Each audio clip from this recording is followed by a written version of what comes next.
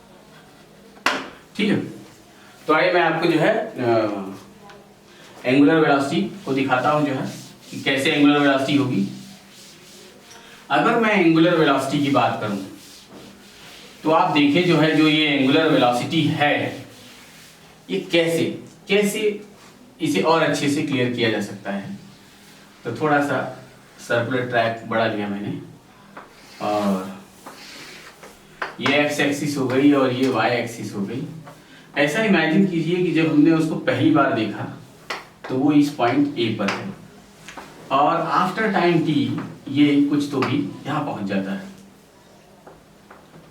यहाँ से कभी वो यहाँ आया और यहाँ से फिर ये बी पॉइंट पर आया। तो इनिशियल से उसने जो एंगल बनाया वो θ1, और फिर इनिशियल से उसने जो एंगल हमें बनाया वो क्या θ2।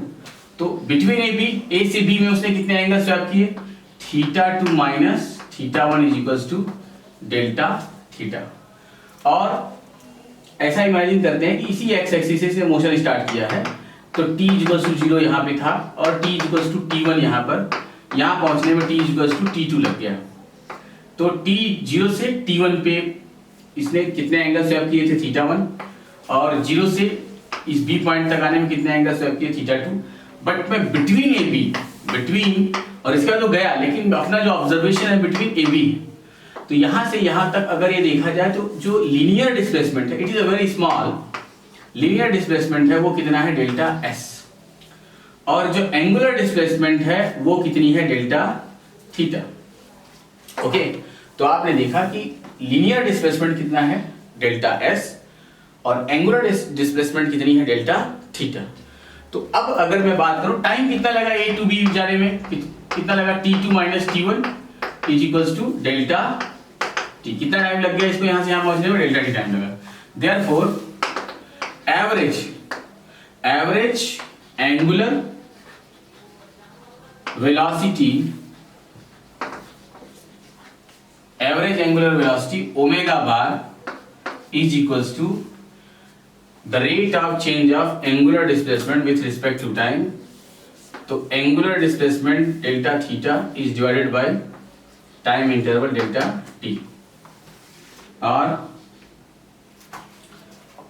हो गया मतलब angular velocity omega bar equals to delta theta upon delta T, ये आपके लिए ऐसा हो गया।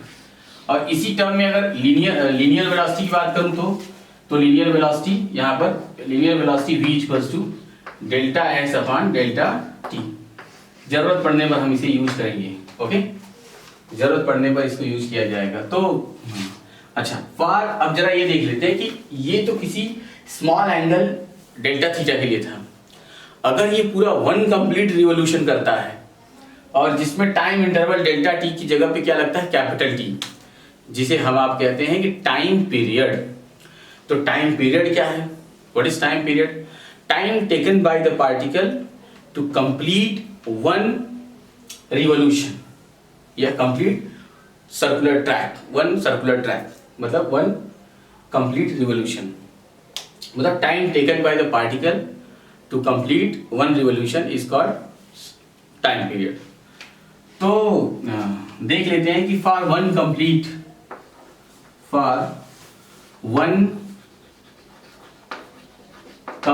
रिवॉल्यूशन, फॉर 1 कंप्लीट रिवॉल्यूशन, एक रिवॉल्यूशन कंप्लीट करने में क्या हो जाएगा, delta theta is standing to 2 pi and delta T is standing to capital T, therefore omega bar equals to 2 pi by T, 2 pi by T.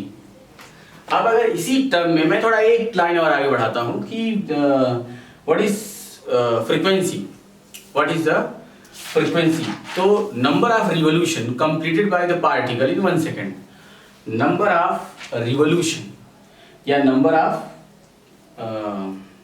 1 circular track, मतलब एक circular track कितने time में वो कंप्लीट कर रहा है, तो number of revolution completed by the particle in 1 second is called frequency.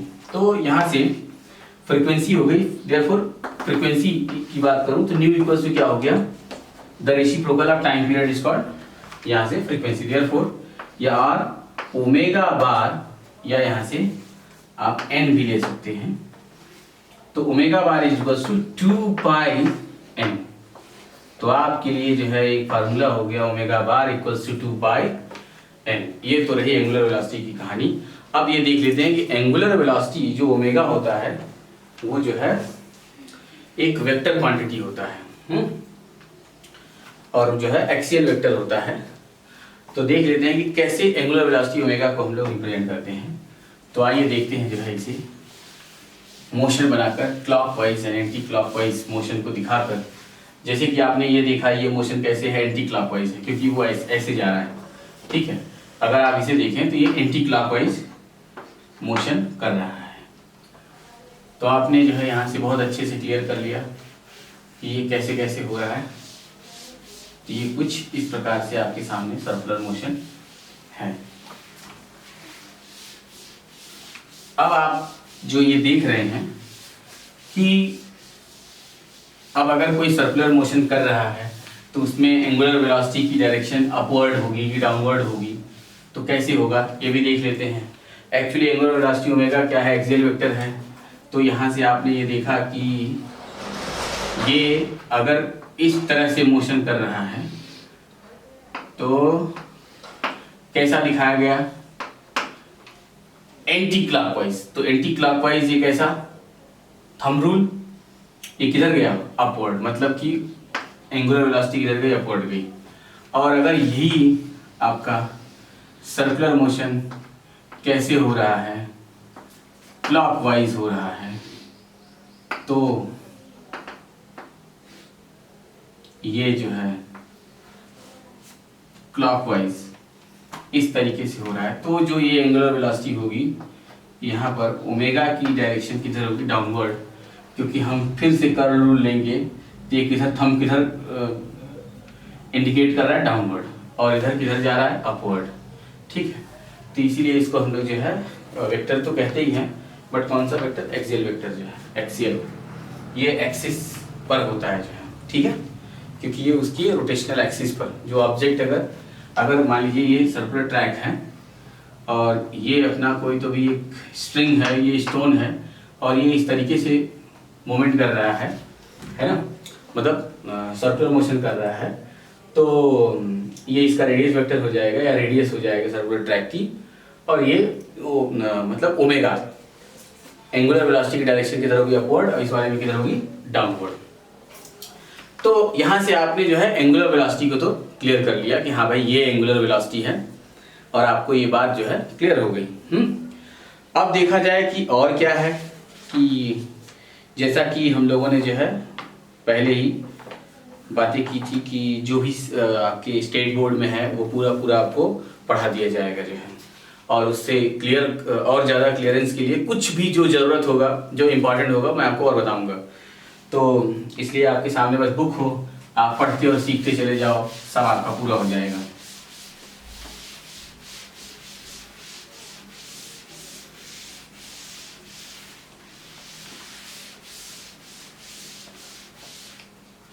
तो फिर देखा जाए कि ये आगे क्या कहता है। आगे आता है कि what is the relation between, क्या आता है, relation between angular velocity and linear velocity. Next heading है relation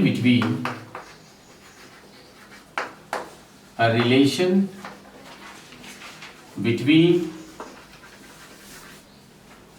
angular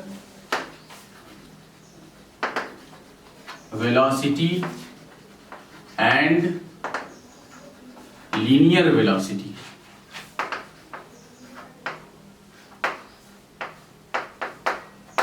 angular velocity omega.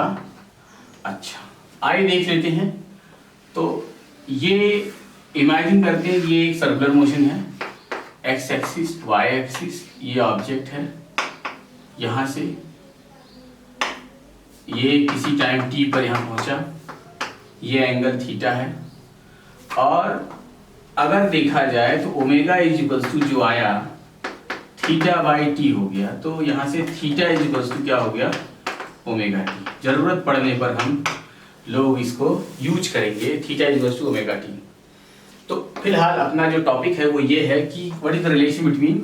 तो यहाँ से जो देख रहे हैं हम लोग जो है क्या देख रहे हैं कि अब ऐसा इमेजिन करते हैं कि ये टाइम क्या हो गया t1, और अगर दूसरा पॉइंट लेते हैं b, तो यहाँ पर पहुँचने में, मतलब इस इनिशियल पोजीशन से यहाँ आने में इसने क्या टाइम ले लिया t2, तो यहाँ से यहाँ आने में जो उसने समय लिया वो कितना है डेल्टा t, और लीनियर डिस्प्लेसमेंट डेल्टा s, और यहाँ तक आने में इसने कितना थीटा 2, तो ये कितना हुआ डेल्टा थीटा, मतलब कि थीटा 2 माइनस थीटा 1। तो हमने पहले ही डिस्कस कर लिया था कि ये वाली अगर थीटा 1 है और ये थीटा 2 है, तो ये कितना हो जाएगा थीटा 2 माइनस थीटा 1, कितना delta theta.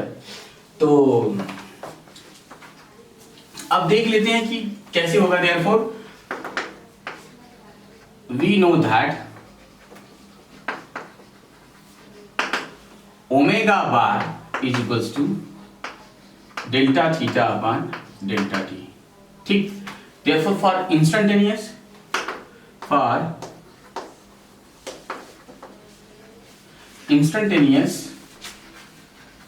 angular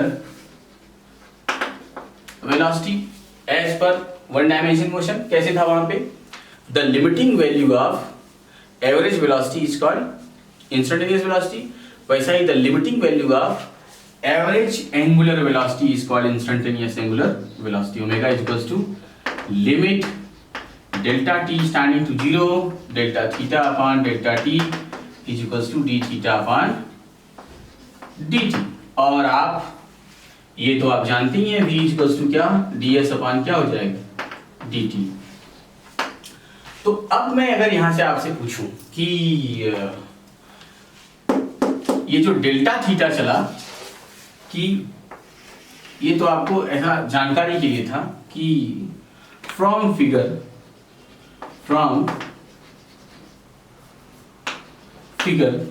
angle is equals to delta theta is equals to arc upon radius, और अगर इसकी रेडियस क्या है आर है, तो आर कितनी है delta S upon are.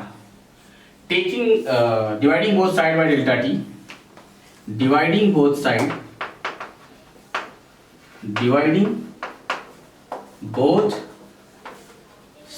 by delta t, we get delta theta upon delta t is equals to 1 by r delta s upon delta t, taking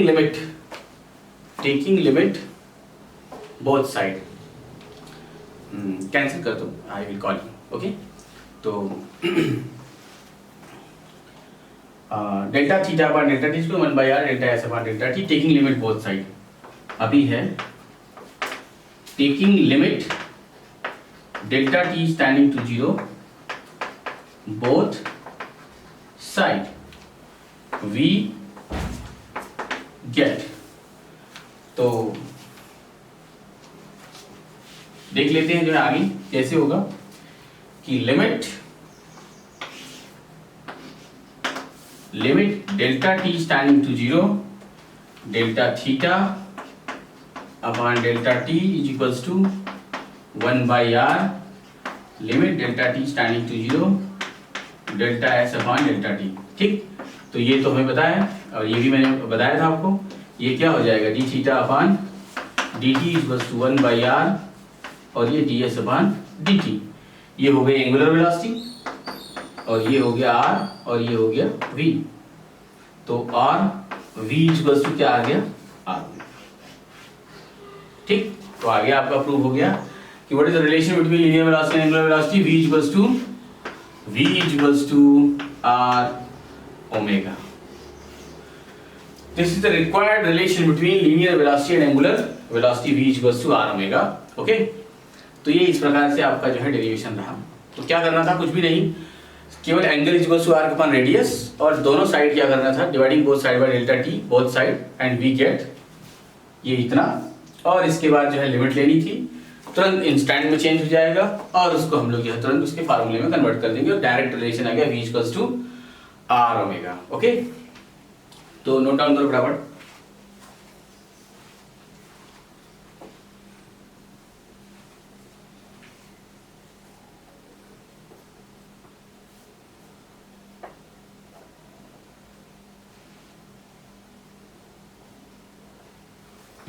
अब जरा सा देखा जाए कि अगर हम लोग इसे, ये तो इंस्टेंट था, अगर हम इसे एवरेज कंसीडर करें, एवरेज, तो क्या हो जाएगा. अगर हम लोग इसे एवरेज कंसीडर करते हैं तो क्या होगा. तो अगर मैं इसे कंसीडर करता हूं कि v equals to R omega, ये सब एवरेज है, average velocity equals to R omega. तो एवरेज वेलोसिटी इक्वल्स टू, हम लोगों ने ये एक बात समझ लिया कि v इक्वल्स टू क्या हो जाएगा आर और ओमेगा की वैल्यू क्या होगी 2 पाई एन.